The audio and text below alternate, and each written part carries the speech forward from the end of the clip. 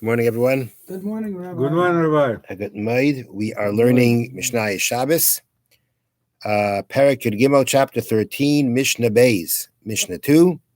I dedicate this morning's learning in memory of my mother, Mr. Shlomis Rabinowitz, Shlomis Bas Harav Yaakov Eliezer. Learning should be an aliyah for her neshama. Amen. Okay, so we got to get back to the to the weaving discussions. So the first thing is like this. I'll just read it first. Ha'isa shtei vatenirin banirin. Whoever puts a thread through two eyes of the heddles, remember? Banirin, and through the comb. Now, I'll show you a picture, and how well you're able to see things with it. But you see in this picture here, okay, so you've got the rollers at the end. You've got the warp threads going through the two, what do we call them again?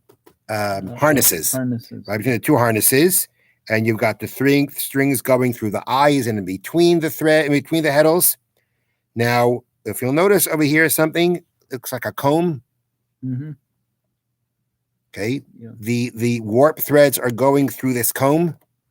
This comb, if I understand it correctly, is meant to, like, after the weft has gone through, right, goes back and forth, you take this comb and push it in place. So now it's final. Right. You push it in place. Mm-hmm. That's what I think it's about.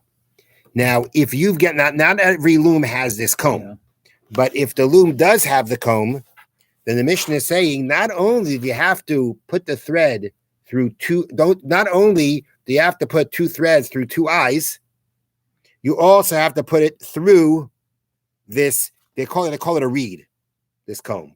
You have to also put two threads through the reed. So that's the first part of the Mishnah. Ha'isa shnei batenirin benirin means somebody who, again, puts the threads through the two eyes of the two heddles, banirin, and through the comb, which they call it a reed. Then if you do two of those, again, two threads through two eyes and through the comb, then that will be the malacha.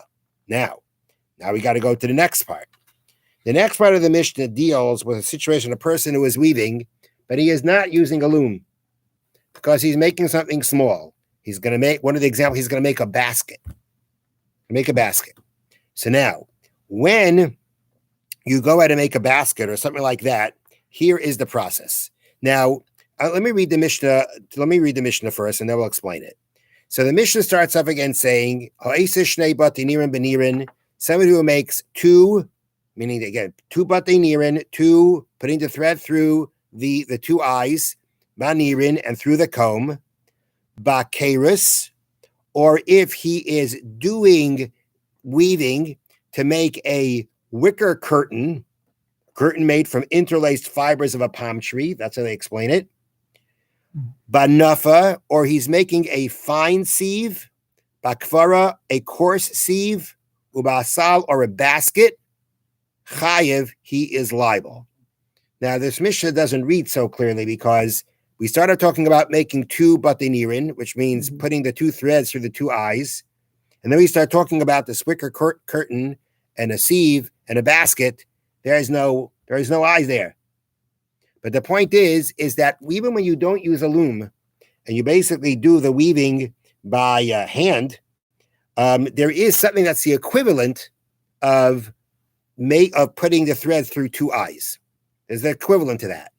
Now, here we go. You ready? This is important. You got pictures.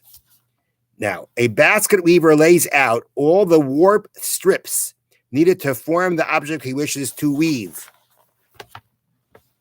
That's this picture. Okay?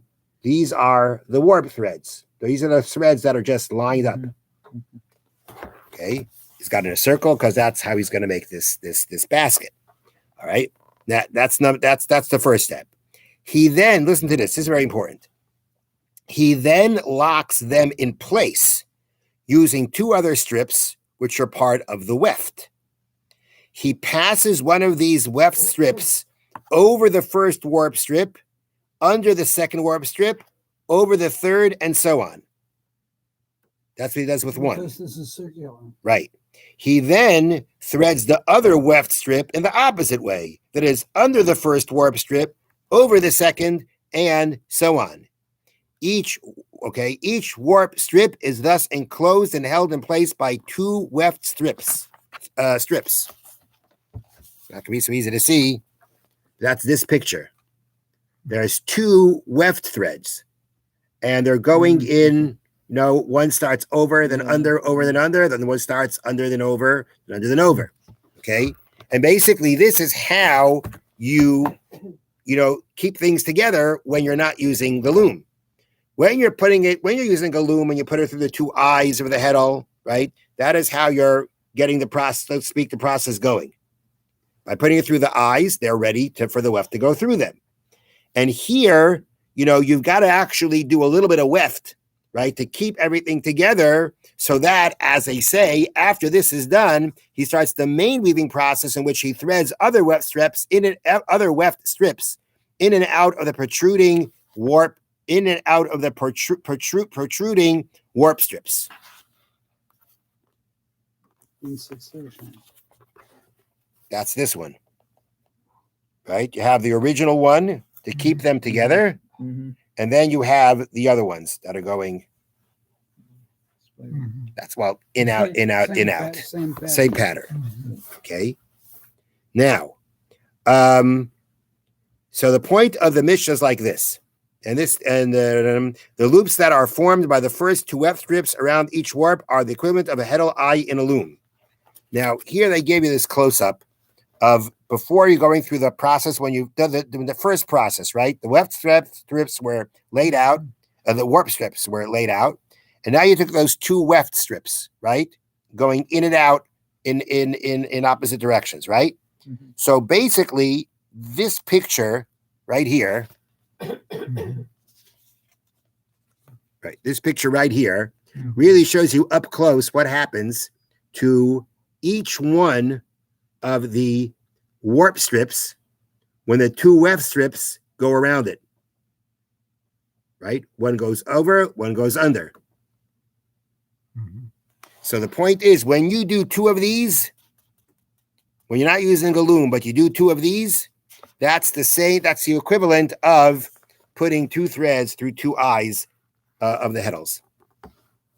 Okay, let me read you how they explain it here. Twining the weft around the warp to hold the warp in place is comparable to passing warp threads through the heddle eyes of a loom, since in both cases the warp is thus made ready for the weaving process. Therefore, one who prepares two warp threads in either manner has performed the malach of setting two heddles. Okay, that's the first part of the Mishnah. Got it? A little complicated with all the weaving process stuff, but we've done our best. Now Mishnah continues. Ooh, all right. We've done our best. In case anybody on the computer didn't hear that, just wanted to make sure everybody got it. Okay, next. It'll be the credit is to that is not will remain anonymous. Now this is a new thing. Someone who sews, literally translated, this is always translated as someone who sews two stitches. Meaning now we're talking about there's a malacha called tofer, sewing. What's the minimum of that malacha to be liable? So we say two stitches. Now, two stitches does not mean what we call a stitch. We call a stitch, right? In, out. That's your stitch. Okay? Two stitches would mean you went in again and out again. Two stitches. That's not what it means here. In this case, the word tefira, meaning one stitch, really means one going in. One puncture. Right? So really, for the malach of tofer, you got to go in, and you got to go out. That's the malacha. That's the minimum malacha, which is really, in our terminology, one stitch. But the going in, right? I don't know why they don't want to call it two punctures, because it's not really about two punctures. It's really about you puncture in and you come out, right? So it's hard to give it an exact word. So therefore, the translation they use is stitches. But it's not like what we call a stitch. It's really one stitch. But it's calling it two stitches or two two sewings, I don't know what you want to call it, because it's in and out. Okay, that is the minimum malacha of tofer. Now you also have a malacha. 1 second.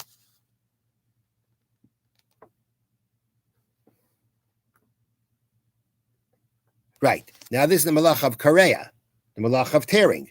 Okay. So what's the minimum act of kareya?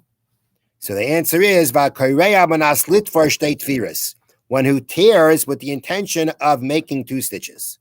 Now, why are you tearing to make a stitch? So the explanation that's given is that before repairing a small hole in a fabric, one makes the tear wider so that he can repair it neatly without making creases in the cloth. If you just try to sew up a hole, right, it's going to crease. So you take the hole, you tear it more, so it becomes more rectangular, and now you can sew it up regular. This as opposed to the tearing for destroying. Right. So here the point is, you're tearing, as you said, for a constructive purpose, and it has to be tearing with the intention, meaning with the amount, to the amount of being able to make 2 stitches, meaning you're tearing it so you can be able to go in and go out. And if that is what you did it for, then that will make you liable for the malacha of kareya. So, if that wasn't your intention to sew it up, that's not the malacha of the Torah. Even though it looks the same. Right. And when you are tearing, you got to be tearing with the intent to do that. That means it's got to be big enough, which is not that much, but it's got to be big enough to be able to make that in and out sewing. Have a wonderful day, wonderful Shabbos, good moed, all the best. Thank you, Rabbi. Thank you, Rabbi. Rabbi.